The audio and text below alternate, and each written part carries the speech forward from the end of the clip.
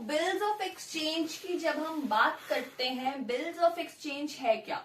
Bills of exchange में क्या होता है, if I am a buyer and आप सेलर हो, तो क्या होता है ना, अगर मैं आपसे कुछ खरीदने आई हूं और आपको मैं 3 मंथ्स का प्रोमिनेंसी नोट या बिल ऑफ एक्सचेंज दे रही हूँ, जो ये कहेगा कि मैं आज आपसे ये मटेरियल लेकर तो जा रही हूँ, आपसे ये मटेरियल परचेज तो कर रही हूँ, मगर मैं ये आपको इसका जो अमाउंट देना है मुझे, वो आपको मैं 3 मंथ्स बाद दूंगी।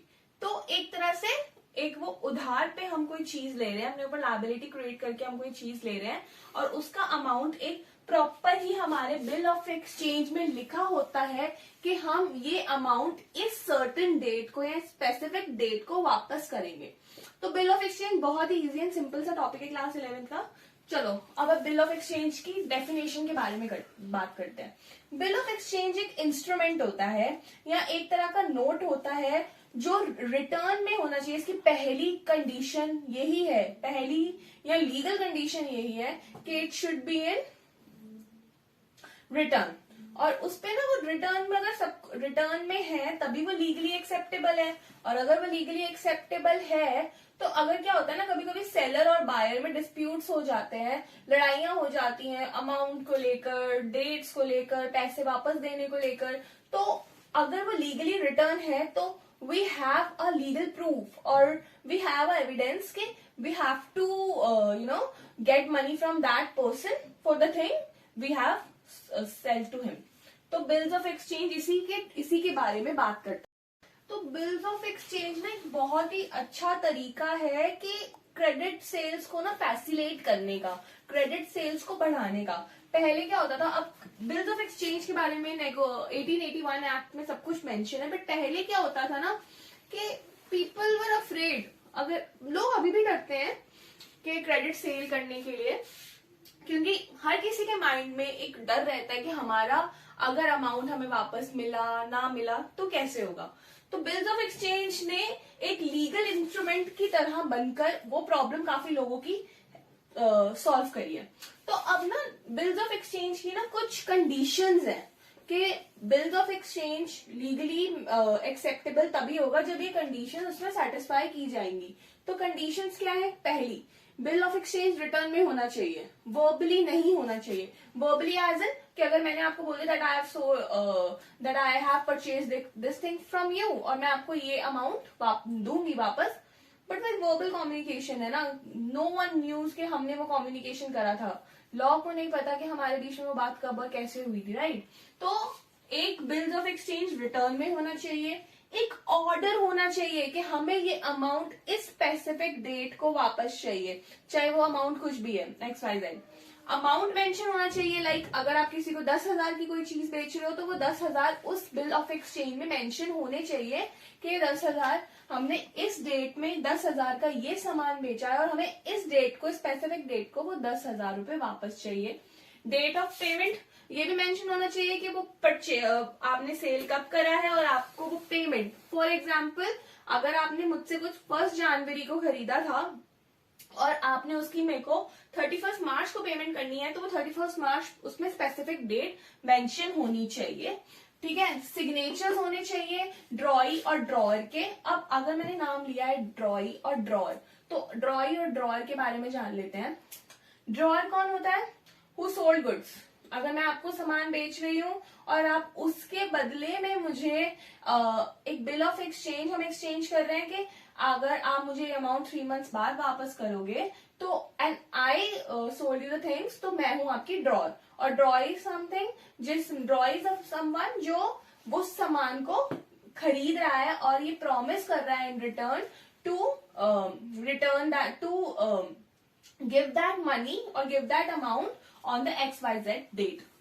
तो इसमें पीरियड मेंशन होना चाहिए कि हम कितने टाइम के लिए पैसा स्टॉप कर रहे हैं, रोक रहे हैं, 2 मंथ्स, 3 मंथ्स, 4 मंथ्स, वो पीरियड मेंशन होना चाहिए और वो लीगली स्टैम्प्ड होना चाहिए। तो ये हमारी कुछ कंडीशंस है जो बिल ऑफ एक्सचेंज के लिए बहुत बहुत बहुत ज्यादा नेसेसरी है, क्योंकि अगर आप ये कंडीशन सेटिस्फाई नहीं कर रहे हो तो हो सकता है कि आपका बिल ऑफ एक्सचेंज एक लीगल इंस्ट्रूमेंट ना बने। तो बिल ऑफ एक्सचेंज और प्रोमिनेंसी नोट एक तरह से एक ही चीज हो जाती है, और बिल ऑफ एक्सचेंज ने काफी ज्यादा हेल्प करी है क्रेडिट पेमेंट्स को फैसिलिटेट करने की। अब ना कुछ इंपॉर्टेंट टर्म्स के बारे में बात कर लेते हैं कि हमारे जो बिल्स ऑफ एक्सचेंज की कुछ इंपॉर्टेंट टर्म्स है क्या। तो पहली टर्म है हमारा टर्म ऑफ बिल। तो टर्म ऑफ बिल है क्या? Term of bill is something कि जिस दिन आपके ड्रॉअर ने एक आपको बिल ड्रॉ करके दिया है, उस डेट तक, जिस डेट तक आपको वो बिल वापस, वो मतलब वो जो बिल में अमाउंट मेंशन है वो पैसा आपको वापस करना है, that is your term of bill. तो बेसिकली टर्म ऑफ बिल क्या हो गया? एट द डेट जिसपे वो बिल को वो करा गया था, साइन करा गया था, कि मतलब आज सेल हुआ है और विद इन 2 months और विद इन 3 months वो बिल पे आपको पैसा वापस आएगा, that is your term of bill. तो टर्म ऑफ बिल डेट्स के ऊपर डिपेंड करता है। फॉर एग्जाम्पल 1 जनवरी को आपने कुछ सेल करा and you are going to get that amount return on 31 March. तो 1 जनवरी टू 31 मार्च जितने हमारे डेज हैं उसके बीच में, जितने हमारे मंथ्स हैं उसके बीच में, वो हो गया हमारा टर्म ऑफ बिल। तो अब अगली चीज है ड्यू डेट। 31 मार्च लिखा था हमने, तो 31 मार्च हमारी लास्ट डेट थी उस बिल को कंप्लीट करने की, तो वो हमारी ड्यू डेट क्या हो गई? 31 मार्च। बट क्या होता है ना, sometimes the drawee is not in the condition to pay that amount on specific date. तो वो ड्रॉअर से रिक्वेस्ट कर लेता है कि प्लीज आप मुझे थोड़ा ग्रेस पीरियड दे दो, डेज ऑफ ग्रेस दे दो, जो डेज ऑफ ग्रेस 3 days के होते हैं, कि आप मुझे थोड़ा ग्रेस पीरियड दे दो, जो कस्टम होता है देना, जो आप दे सकते हो, उसमें आपको कुछ ये नहीं है कि नहीं देना and all of that, you can give that days to him, कि 3 दिन आपने उसको दे दिए उस अमाउंट को, और एक्स्ट्रा 3 दिन दे दिए। मतलब जब हमने यहाँ पे बात करी थी 31 मार्च की, तो उसमें 3 days अगर आप ऐड कर लो, 1st, 2nd, 3rd, अब 4th अप्रैल को आपका बिल का ड्यू डेट होगा 3 days का ग्रेस देने के बाद। तो डेज ऑफ ग्रेस क्या होते हैं? डेज ऑफ ग्रेस उन कंडीशंस पे ड्रॉई को दिया जाता है जब drawee is not in the condition to pay that amount on the specific date. Means 31 March को अगर हम एग्जाम्पल लेके चल रहे हैं 1 जनवरी टू 31 मार्च का, तो उसके पास 31 मार्च को वो अमाउंट नहीं है कि वो वापस कर पाए। तो डिस्काउंटिंग ऑफ बिल क्या होता है? For example if I am a drawer, तो मुझे मान लो कि मैंने आपको 3 months का टाइम दिया था 10,000 रुपीज रिटर्न करने के लिए, हमारी 3 months के ऊपर बात हुई थी, बट अब मुझे ना मेरे को एक स्पेसिफिक नीड आ गई, या मुझे कोई प्रॉब्लम ऐसी हो गई, या कुछ भी व्हाटएवर द थिंग इज, मुझे वो बिल अभी, उस पे बिल पे जो 10,000 है वो मुझे अभी चाहिए।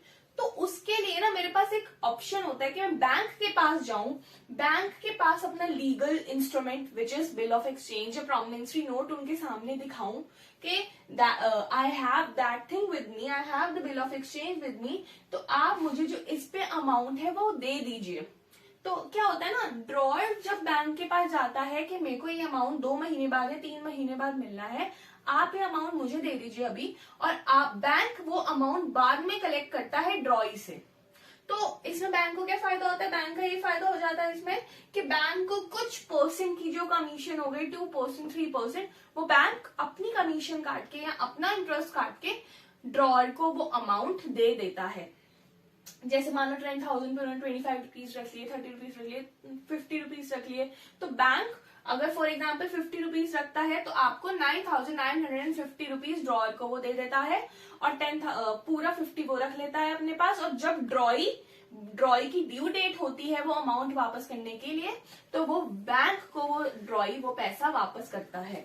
तो that is discounting of bill. Discounting of bill हम कहाँ से करवाते हैं? डिस्काउंटिंग ऑफ बिल हम बैंक्स से करवाते हैं ड्यू डेट से पहले। कौन करवाता है? ड्रॉअर करवाता है। क्यों करवाता है? जब उसको कुछ पैसों की नीड होती है तब वो डिस्काउंट करवा लेता है अपने बिल को, और फिर ड्रॉई पेएबल हो जाता है बैंक को।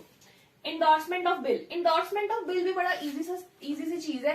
इंडोर्समेंट ऑफ बिल क्या होता है? मान लो मैं ड्रॉई हूं, अगर मुझे मैंने किसी को 15,000 अमाउंट पे करना है, अगर मेरे को किसी को 15,000 का अमाउंट पे करना है, तो मैं क्या करूंगी ना, जो मेरा कोई क्रेडिटर है जिससे मेरे को पैसा लेना है, या जो मेरा डेटर है जहां से मेरे को पैसा आना है, तो वो पैसा उसको मैं वो बिल इंडोर्स कर दूंगी। या मेरा कोई क्रेडिटर, अगर मैं ड्रॉअर हूं, if I am a drawer, और अगर मुझे किसी को पैसा देना है, फॉर एग्जाम्पल यहाँ पे 3 चीजें हो गई, A B C.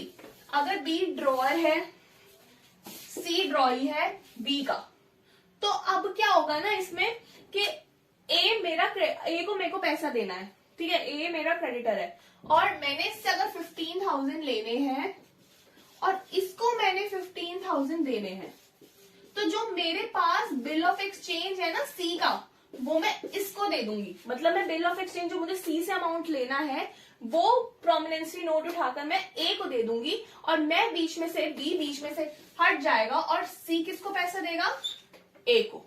That is endorsement of bill. हम इसको इंडोर्समेंट ऑफ बिल कहते हैं। तो इंडोर्समेंट ऑफ बिल सीधा सीधा सी ये बात है कि if I have a creditor on me और मुझे किसी से पैसा लेना भी है और किसी को देना भी है, तो बीच में से मैं हटके अपना बिल ए को दे दिया, अब सी किसको पैसा देगा, ए को। That is endorsement. अब हमने इंडोर्समेंट ऑफ बिल के बारे में बात कर ली पूरे एक एग्जाम्पल के साथ। चलो अब बिल सेंड फॉर कलेक्शन।